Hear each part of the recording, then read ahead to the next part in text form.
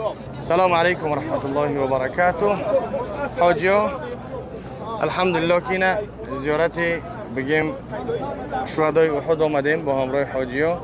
چنان که میبینین در اینجا قبرستان عمک رسول الله صلی الله علیه و سلم، در اینجا جبل رمان، بگیم در اینجا صحابه رسول الله صلی الله علیه و سلم امر کرده بود که از همینجا نفروین، در همینجا بیستن. اگر حتی گفته بود که ما را در اینجا جنگ شو بکشن، همو پرنده هایی که گوشت میخورن کو آدم ها میزنن میخورن، اگر حتی همونها بیاین زاغ نه و خوب، حتی اگر همونها بیان ما را پاره پاره کنن بخورن استخوانمون قاق شود، شما همونجا نفروین.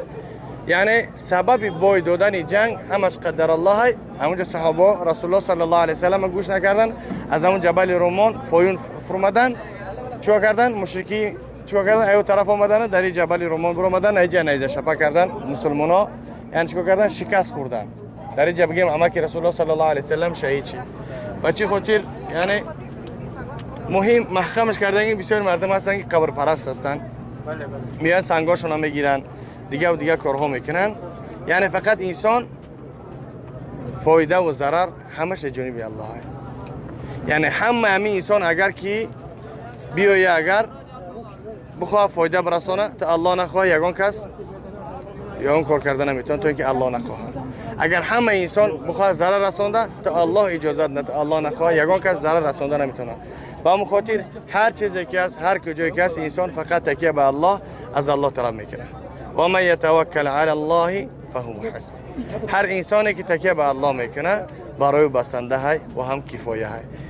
الله میگه و من یتوکل علی الله فهو حسبه و من یتقی الله یجعل له مخرج. هر انسانی که تقوا میکنه، پرهیزکاری میکنه، الله از تمام مشکل ها او را بیرون میکنه. با همون خاطر فقط تکیه به الله و تقوا به سوی پروردگار، بازگشت به سوی پروردگار. هر چیزی که میخوای از پروردگار، چی فرزند، چی مال، چی دولت، چی ثروت، هر چیزی که میخواین از الله سبحانه و تعالی طلب کنین. الله میگه ادعونی استجیب لکم، طلب دعا کنین با من اجابت میکنم. با هم خاطر نه قبرستان را یاردم میکنه، نه دیگه و دیگه و دیگهش، فقط الله. الله در قرآن میگه حتی جن شیاطینی که مثل بعضی پیش ساحرا میرن پیش جادوگرا، الله میگه و ما هم بضارین الا باذن الله، اونها یگان ضرر رساندن نمیتونن تا که الله اجازهشون نکنه. با همون خاطر فقط تکیه به الله، از الله سبحانه و تعالی طلب کنید. نه قبرستان یاردم میکنه، نه این شیخ یاردم میکنه، نه این حضرت پیر، فقط الله سبحانه و تعالی. نه داملا، نه ایشون، نه قاری، نه حاجی، فقط الله. الله میفرماید و ما خلقت الجن والانس الا لیعبدون، من نآفریدم جن ها و انسان ها را مگر به خاطر من پرستش بکنن. یعنی ما الله را پرستش بکنیم. کاری ما چیه؟ الله را پرستش بکنیم. الله خودش چی میگه؟ رزق روزی میده.